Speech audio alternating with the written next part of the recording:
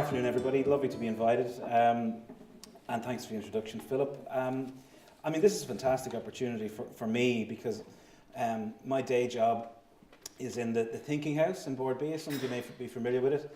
It's the Bord Bia Insight Centre, and we spend our time working with food and drink producers from Ireland, trying to help them sell more. I guess that's the simplest way of putting it. We try to help people export more effectively through consumer insight. And we do that through consumer research around the world. We do it through market research around the world, market insight studies around the world. A fair amount of my time has been spent over the last 5 years. I just presented actually on China, has been spent in Chinese consumer homes, which has been fascinating in the sense of just how different people shop over there. Last week I was in the States, and it really prompted me to think about, well, for today's session, could we take some of the trends from the US and see if there's any application to us here in Ireland? And I suppose I have to kind of hold my hands up and say, as a Bord Bia person, I always tend to come with beef on my mind and dairy on my mind, and sometimes whiskey on my mind, but that's a whole other story. And you know, and a lot of the artisanal producers as well that we work with. But 40% of our exports are beef, and the other 40% are dairy based. So as you can imagine, a lot of our time is spent on beef and dairy. So this presentation probably does end up talking a little bit about those topics. Earlier in the year, we completed a study with Hyde Research in the US, looking at what's tipping in 2018 in the United States. And as I say, you know, having been there recently and thinking about today, which is all about discussion and debate, and hopefully I'll stimulate some debate with what I'm about to say, I thought this wasn't a bad start point. So I opened it up and I looked at our first slide in this presentation, which claims that shopping and dining has transformed in the US, that smaller and independent branded restaurants are transforming the market over there to meet new needs. So we are seeing a decline in the chain restaurants in the US. We are seeing a decline in the big chain brands, and we're seeing a greater fragmentation and penetration of smaller artisanal brands in the United States. And I thought to myself, well, that's a great start point for this presentation. Job done, get into that and move on. And then I realised the second trend was all about Beyond Clean, which is about navigating food choices around ingredients and ethics. And I thought, well, that's a great idea for this particular presentation, but you know what? Everybody's going to talk about clean eating, and everybody's going to talk about navigating Beyond Clean. I'm not going to do that. I'm going to do something completely different. Their third trend was about global foraging made familiar, about how food trends from around the world are being adapted in the United States, and the world of food is being reimagined. Could be interesting, I thought. Self-prescribed diets, yeah, could be fairly interesting. Maybe something in this piece around shifting consumer attitudes around how we self-prescribe our own health and well-being. And then this idea of the home being the new restaurant. That was their fifth and final trend. So what I decided really was, given the fact that Robert is going to be here talking about shopping, and given the fact that this is all about choice, let's concentrate on this one in 10 minutes. I also only have 10 minutes, so that kind of knocks on the head how much I can really talk about. And the start point really was this piece, Amazon and Whole Foods. We've all heard about the takeover. We've all heard about how Amazon now own Whole Foods. So what does all of that mean for consumers globally, never mind in the US? And I guess the answer probably still is we don't know. It will potentially be a disruptor, but just how much of a disruptor it still remains to be seen.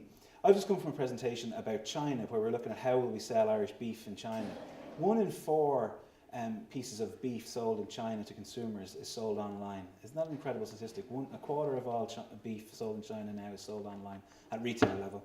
So maybe we shouldn't be looking at America at all. Maybe we should be looking at China, where, you know, the pace of change and the race to AI and all of that stuff is happening. But there's no doubt that the Amazon Whole Foods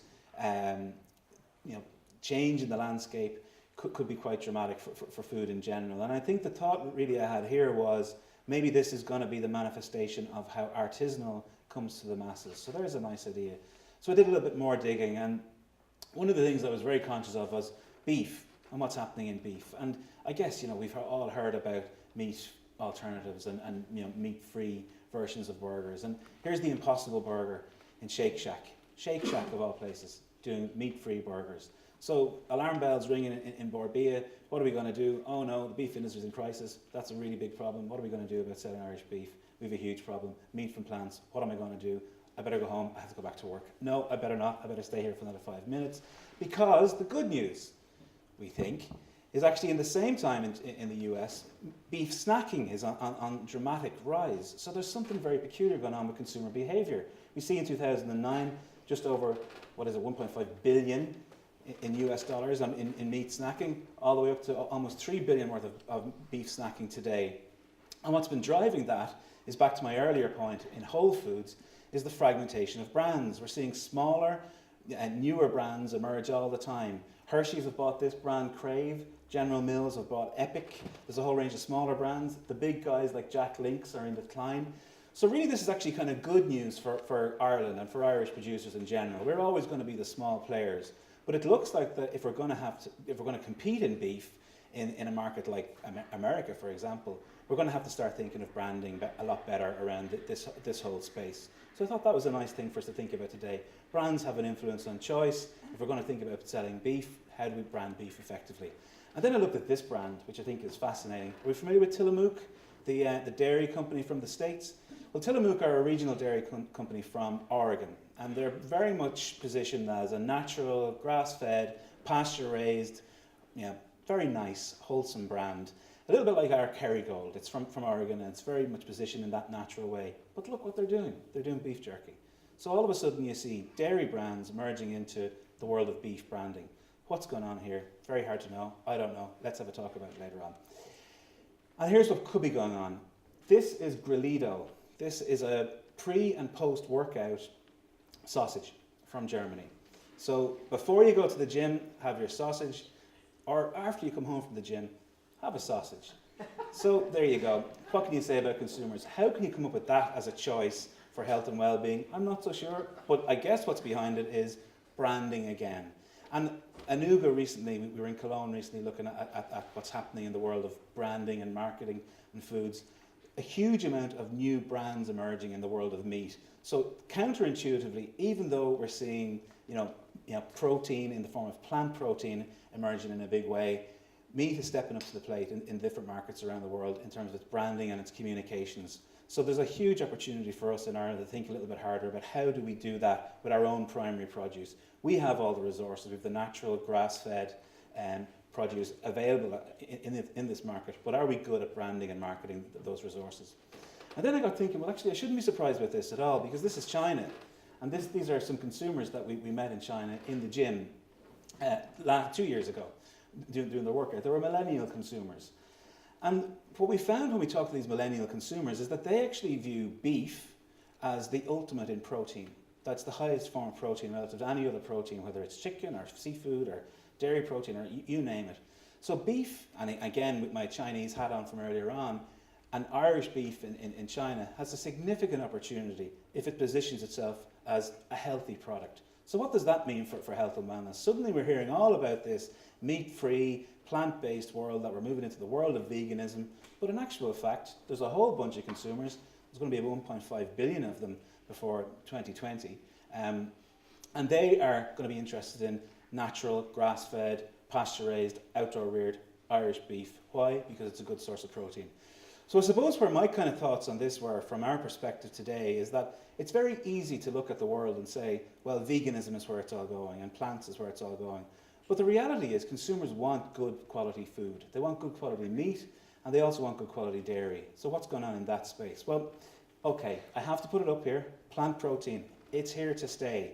We can't ignore it. The whole world of plant protein is going to be something that's going to be part and parcel of consumer choice and consumer behaviour into the future.